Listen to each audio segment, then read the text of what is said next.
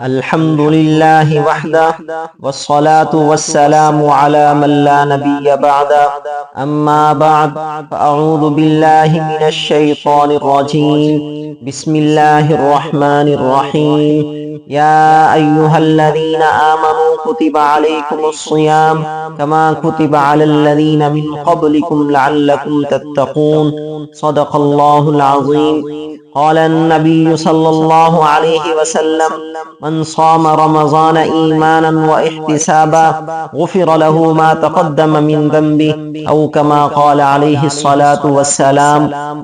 میری انتہائی واجب الاحترام بھائیوں، بزرگوں اور دوستوں، رمضان کا مہینہ ہر سال آتا ہے۔ اب سوچنا یہ ہے کہ ہمارا یہ رمضان عادتاً گزرتا ہے یا اللہ تعالیٰ کی رضا کے ساتھ گزرتا ہے۔ ہماری فطرت یہ ہے کہ بار بار ملنے والی نعمت عادتاً استعمال ہونے لگتی ہے، اس لیے ضرورت اس بات کی ہے کہ نیت کا اور روزے کے مقصد کا ہر وقت استحضار رہے، یعنی ہر وقت ہم اپنی نیت کو تازہ کرتے رہیں اور روزے کے مقصد کو یاد کرتے رہیں۔ نبی اکرم صلی اللہ علیہ وسلم کا ارشاد ہے، من صام رمضان ایمانا واحتسابا غفر له ما تقدم من ذنبه، جس نے رمضان کے روزے اللہ پر یقین کرتے ہوئے اور اجر و ثواب کی امید میں رکھے، اس کے سب گناہ معاف ہو جائیں گے۔ اس مبارک حدیث میں روزہ رکھنے کی نیت کا بیان ہے کہ روزہ رکھتے ہوئے اللہ تعالیٰ کو راضی رکھنے اور اجر و ثواب حاصل کرنے کی نیت ہونی چاہیے۔ اور قرآن پاک کی آیت مبارکہ ہے، یا ایھا الذین آمنوا کتب علیکم الصیام کما کتب علی الذین من قبلکم لعلکم تتقون، اے ایمان والو تم پر روزے فرض کر دیے گئے جیسا کہ تم سے پہلی امتوں پر فرض کیے گئے تھے تاکہ تم متقی بن جاؤ۔ یعنی اگر تم روزے رکھو گے اور روزے کی پابندیوں پر عمل کرو گے تو اللہ تعالیٰ تمہارے اندر تقوی پیدا فرما دیں گے۔ تو نتیجہ یہ نکلا کہ روزہ ہم سے چاہتا ہے کہ ہماری زندگی تقوی والی بن جائے۔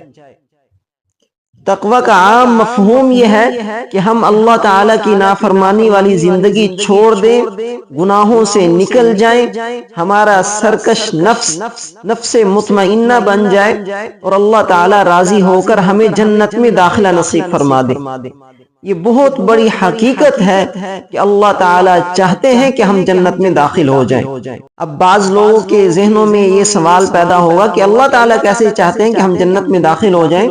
اس کی دلیل یہ ہے کہ اللہ تعالیٰ نے ہمیں یہ مبارک مہینہ عطا فرمایا، اس بہانے سے اللہ تعالیٰ نے ہمارے ایک فرض کو 70 فرضوں کے برابر فرما دیا اور ہمارے نوافل کو اور سنتوں کو اجر میں فرائض کے برابر فرما دیا، ہماری دعاؤں کی قبولیت کے وعدے فرما لیے، گناہوں کی مغفرت، رحمتوں اور برکتوں کا نزول، جہنم کے دروازے بند، جنت کے دروازے کھلے، یہ سب کچھ بتا رہا ہے کہ اللہ تعالیٰ ہمیں نوازنا چاہتے ہیں۔ رمضان کو شہر اللہ کہا گیا ہے، اللہ کا مہینہ کہا گیا ہے۔ مراد اس سے یہ ہے کہ اس مہینہ میں اللہ کا خصوصی قرب حاصل کیا جا سکتا ہے۔ اس قرب کا حصول 2 طریقے سے ممکن ہے، ایک ممنوعات اور محرمات سے بچنا اور دوسرا عبادت میں مصروفیت۔ اب پہلی چیز پرہیز کہلاتی ہے اور دوسری چیز دوا ہے۔ دوا سے زیادہ پرہیز کی اہمیت ہوتی ہے۔ ایک شخص اچھی سے اچھی دوا استعمال کرتا رہے لیکن پرہیز نہ کرے تو نتیجہ کیا ہوگا؟ یقیناً اسے دوا کا نفع تو درکنار، نقصان ضرور ہو جائے گا۔ تو پرہیز ہے گناہوں سے بچنا، اس لیے اگر ہم نے اپنے آپ کو گناہوں سے نہ بچایا تو پھر نبی اکرم صلی اللہ علیہ وسلم کی زبان سے نکلی ہوئی وعیدوں کے مستحق بھی ہم ہی بنیں گے۔ رسول اللہ صلی اللہ علیہ وسلم نے فرمایا، الصیام جنۃ ما لم یخرقها، روزہ ڈھال ہے جب تک کہ اسے پھاڑ نہ ڈالے۔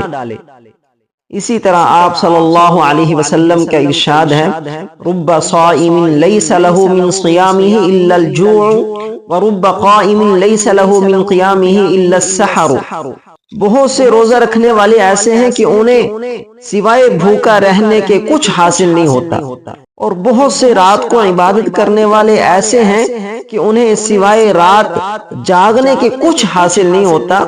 یہ سب کچھ کیوں ہے؟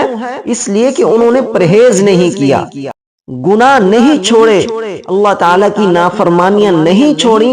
اس لیے اس قسم کی محرومیوں سے بچنے کے لیے ضروری ہے کہ ہم گناہوں سے پرہیز کریں۔ اب کرنا کیا پڑے گا؟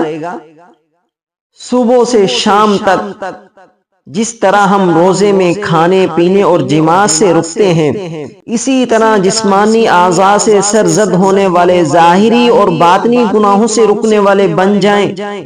ہماری آنکھ وہ دیکھے جو اللہ چاہتے ہیں، ہمارا کان وہ سنے جو اللہ چاہتے ہیں، ہماری زبان وہ بولے جو اللہ کی مرضی ہو، ہمارے ہاتھ اور پاؤں کا استعمال بھی اللہ کی مرضی کے مطابق ہو۔ اسی طرح جو لقمہ بھی پیٹ میں جائے وہ حلال ہو، حرام نہ ہو۔ اسی طرح باطنی امراض، جھوٹ، غیبت، چغلی، حسد، تکبر وغیرہ سے بچنا بھی ضروری ہے، تبھی یہ روزہ ہمیں حقیقی فائدہ دے سکے گا۔ اگر ہم ظاہری اور باطنی گناہوں سے پرہیز نہیں کریں گے تو پھر رسول اللہ صلی اللہ علیہ وسلم کا ارشاد ہے، بہت سے روزہ رکھنے والے ایسے ہیں کہ ان کو سوائے بھوکا پیاسا رہنے کے کچھ حاصل نہیں ہوتا۔ اس مبارک حدیث کا مصداق صرف وہ لوگ ہیں جو روزہ تو رکھتے ہیں لیکن اپنے آپ کو گناہوں سے نہیں بچاتے۔